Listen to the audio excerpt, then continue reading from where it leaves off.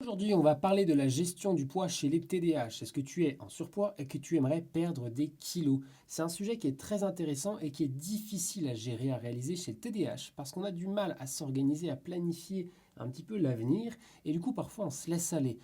On s'oublie au niveau de l'hygiène de vie, on a du mal à aller se mettre à faire de l'activité physique, du sport, peut-être qu'on a une mauvaise alimentation, comme on n'est pas organisé.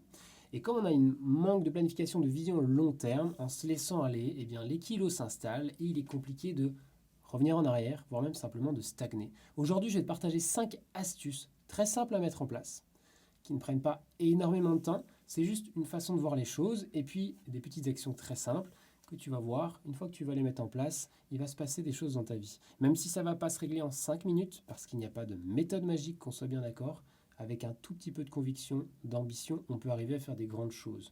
La première étape, c'est de comprendre quelque chose qui est très simple, c'est le déficit calorique. Imagine-toi un moteur, le moteur d'une voiture. Tu mets dedans de l'essence. Si tu mets trop d'essence, pas dans le moteur mais dans le réservoir, tu as bien compris, si tu mets un peu d'essence et que la voiture elle roule très vite, eh ben, tu vas rapidement faire baisser l'aiguille du niveau de l'essence et à la fin il va falloir rajouter de l'essence. Si tu mets beaucoup trop d'essence dans le réservoir, à un moment donné il va être plein et l'essence va déborder. Si jamais tu mets, alors normalement c'est pas quelque chose qui est vraiment legit, mais si tu mettais de l'essence en même temps que la voiture roule à une certaine vitesse à laquelle elle consomme l'essence en même temps que tu la remplis. Admettons, elle fait du 5 litres au 100 km, tu mets ta pompe qui remplit ta voiture 5 litres au kilomètre. Théoriquement, le niveau d'essence dans la voiture ne bouge pas. Notre corps fonctionne de la même manière. Si tu manges moins que ce que tu dépenses comme énergie au quotidien, tu perds du poids. On voit du coup des cas de troubles du comportement alimentaire des personnes anorexiques. Elles mangent beaucoup moins que ce qu'elles consomment en énergie dans la journée. A l'inverse, si tu remplis beaucoup trop ton réservoir, que tu manges beaucoup plus par rapport à tes dépenses, tu prends du poids. C'est quelque chose qui est très simple et souvent on le sait tous. Pourquoi on n'y réfléchit pas un petit peu plus et qu'on ne le met pas, on va dire, comme règle numéro une dans notre vie? Regarde, est-ce que tu fais du sport? Regarde, qu'est-ce que tu manges? Est-ce que tu penses que tu manges des quantités trop importantes? Des petites astuces toutes simples. Prends ton assiette de base, soit tu es un monstre scientifique et tu vas aller calculer les calories en regardant sur les boîtes. Je ne vais pas en passer des heures sur cette vidéo-là, mais un glucide, c'est 1 gramme de glucides, c'est 4 kilocalories. 1 gramme de lipides, c'est 9 kilocalories. Donc si tu manges un peu plus de matière grasse, potentiellement tu vas prendre un peu plus de poids. Mais si tu ne manges pas du tout de glucides et que tu manges que des matières grasses et que tu restes sur un déficit calorique, tu ne vas pas prendre du poids parce que tu manges moins. Tu pourrais très bien dire je mange au McDo tous les jours, mais je mange moins que ce que je dépense parce que par exemple je fais beaucoup de sport, théoriquement tu prends pas de poids.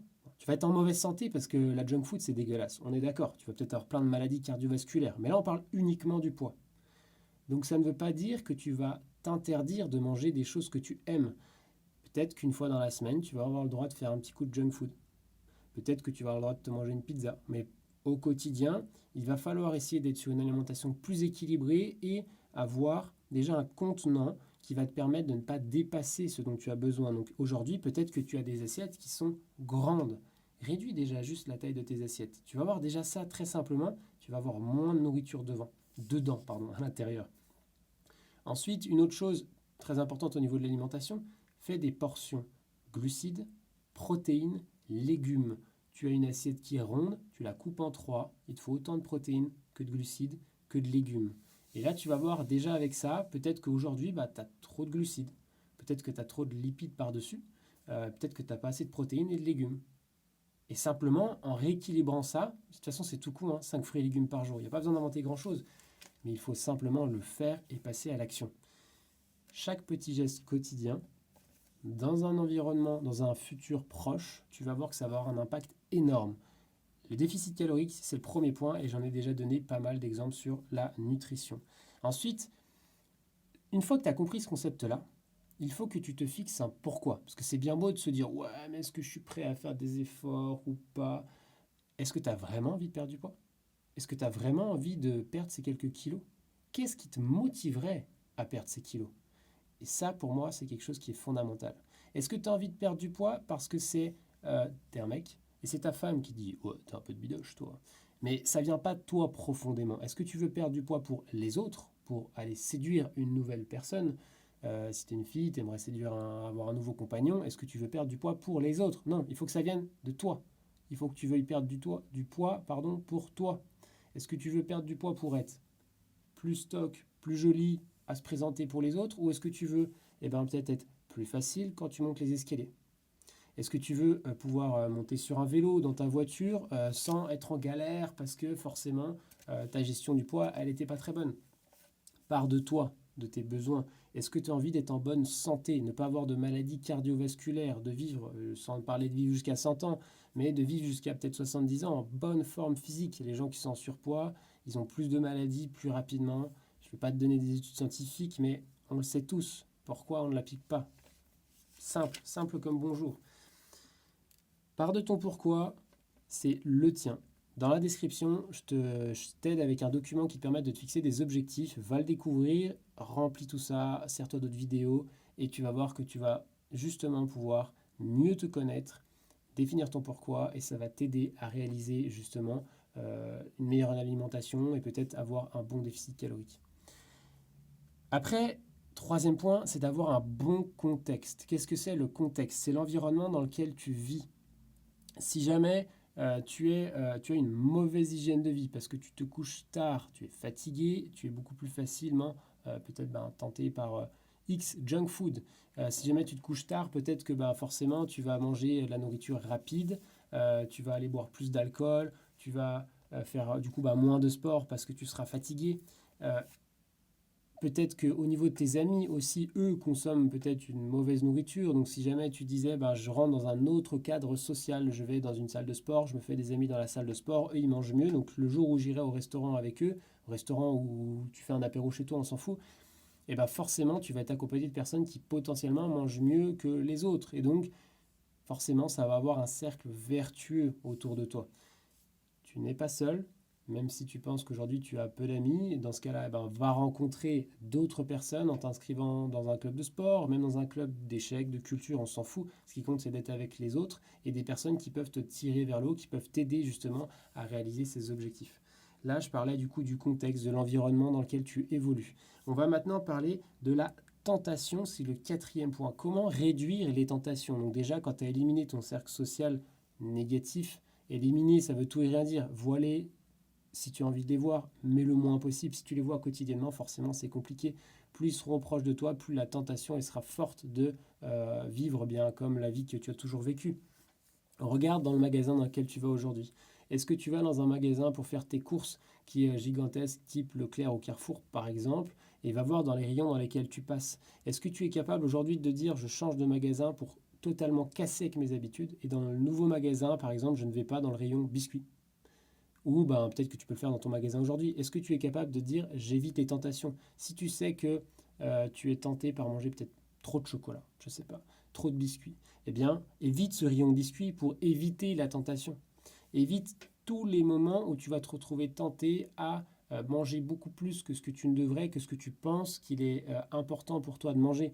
Donc peut-être qu'on va te proposer, je ne sais pas, d'aller faire des apéros, des restaurants, et peut-être qu'aux personnes, ça ne veut pas dire que tu ne vas pas aller les voir, mais peut-être qu'à ces personnes-là, tu veux leur dire, écoute, ce que je te propose, je suis chaud, on se voit, mais par contre, on va se voir autour, je ne sais pas, d'une partie de badminton. Voilà. Au lieu d'aller bouffer et de s'engraisser, d'aller faire du sport. On va se voir tous les deux, ça va être trop cool, parce que justement, on va pouvoir partager une activité positive, parce que l'échange social, il est aussi bien qu'au resto, et puis ça t'évite de bouffer de la merde. Tu vois, c'est un exemple. Éviter les tentations. Moi, j'avais totalement changé de magasin pendant un temps et c'était un magasin collaboratif et dans lequel il n'y avait pas de coca. Il y avait pas les biscuits, je sais pas, granola. Il n'y avait pas toutes ces choses-là. Et on était arrivé du coup dans un monde où, voilà, forcément, tu pouvais pas te faire avoir par le côté marketing. Donc peut-être que, je sais pas, faire les courses en drive, ça peut être une possibilité de ne pas se retrouver dans le magasin et d'avoir tout sous tes yeux, les bonbons, les ceci, les cela. Même si en drive, il y en a. Mais tu vois ce que je veux dire. Trouve des stratégies par rapport à ça au niveau de la tentation. Cinquième et dernier point, du coup, forcément, faire de l'activité physique, faire du sport ou de l'activité physique. Il y a beaucoup de monde qui déteste, qui n'aime pas le sport. Est-ce que vraiment ils n'aiment pas le sport ou est-ce qu'ils n'ont pas trouvé l'activité sportive dans laquelle ils se sentent bien? Tu n'es pas obligé d'être performant, d'avoir un gros niveau de réussite, d'avoir une médaille aux Jeux Olympiques pour faire du sport. Tu peux des fois avoir une activité physique, je sais pas, il y a des gens qui jouent au frisbee sur la plage. Rien à foutre, si le frisbee tombe par terre, je le ramasse, je le relance, je continue. Tu peux faire du badminton, de l'escalade, peu importe le sport que tu fais. Moi, je fais du roller acrobatique. Voilà, chacun fait un petit peu ce qu'il veut. Essaye plusieurs sports pour trouver celui qui te plaît, celui qui t'intéresse et qui te donnera envie de continuer dans le long terme. Si tu n'en as essayé que 3 à l'école et que c'est ton professeur de PS qui t'a dit fais ceci, fais cela, forcément tu n'as pas envie, il faut que ça vienne de toi. Quel est ton objectif? Est-ce que tu as envie de perdre du poids ou pas? Et du coup, par rapport à ça, quel sport j'ai envie de réaliser? Et si on ne parle pas d'activité sportive pure et dure, comment tu peux augmenter tes dépenses énergétiques sans que ce soit une activité sportive? Ce soir, je vais faire du sport, je vais à la salle, je vais pousser. Regarde, je vais au travail, je suis à, je sais pas, 3 km, 5 km de mon travail, même à 1 km. 1 km, est-ce que je peux laisser ma voiture sur le parking et y aller à pied? 5 km, est-ce que je peux laisser ma voiture et y aller en vélo? Ça peut être la trottinette, ça peut être le longboard, moi j'ai un longboard aussi par exemple. Est-ce que tu es capable de déplacer justement on utilise beaucoup de véhicules avec de l'énergie, mais d'utiliser notre propre énergie pour se déplacer? Oui, mais tu sais, ça prend du temps, l'hiver, il pleut, machin. Ouais, mais regarde, reprends le déficit calorique. Comment augmenter tes dépenses énergétiques sans que ça te casse les couilles? Parce que peut-être que le sport, t'as pas envie d'en faire. Et je le comprends. Et ben dans ce cas-là, prends ton vélo. Tu vas voir que si tu vas le matin au boulot un quart d'heure et que tu reviens le soir un quart d'heure, ça fait 30 minutes de plus dans ta journée. C'est pas incroyable, mais c'est beaucoup mieux que rien. Si tu le fais en marchant, c'est aussi beaucoup mieux que rien. Et puis, ben, peut-être que comme ça, tu vas commencer à prendre goût, tu vas dire, ah ouais, les bouchons, c'est chiant. En vélo, on va beaucoup plus vite. Et du coup, tu vas te rendre compte, suivant que tu habites, c'est sûr que si tu es à la campagne et que tu fais 50 km, le vélo, c'est plus compliqué. Mais tu vois ce que je veux dire? L'idée, c'est de remplacer cette dépense énergétique de pétrole, et en plus, c'est bon pour l'environnement, avec une locomotion qui est du coup, ben, c'est pas toi qui développe l'énergie, mais de dépenser l'énergie pour justement augmenter ton déficit calorique. C'est positif pour l'environnement, c'est positif des fois pour le temps que tu passes dans les transports quand tu habites en ville. En plus, ça t'évite d'aller payer des parkings, des choses comme ça. Franchement, il y a beaucoup de points positifs à ça, le déplacement urbain par ton propre corps. Et du coup, tu vas potentiellement perdre du poids. Je pense que j'ai tout dit là dans cette vidéo avec mes 5 astuces. Si je les répète, du coup, on a le déficit calorique. Ça, c'est le premier truc, la première méthode à bien comprendre et maîtriser. Essaye, si tu veux t'amuser, eh bien, à calculer justement un petit peu ce que tu manges et ce que tu dépenses. Un adulte moyen, on parle de 2000 à 2500 calories et tu vas voir que c'est très très rapidement mangé. Un simple menu Maxi Best-of au McDo, tu es déjà à un tiers, sauf que t'as faim après. Du coup, tu vas reprendre des glaces, d'autres burgers, d'autres machins. Et puis 2 heures plus tard, tu as encore faim.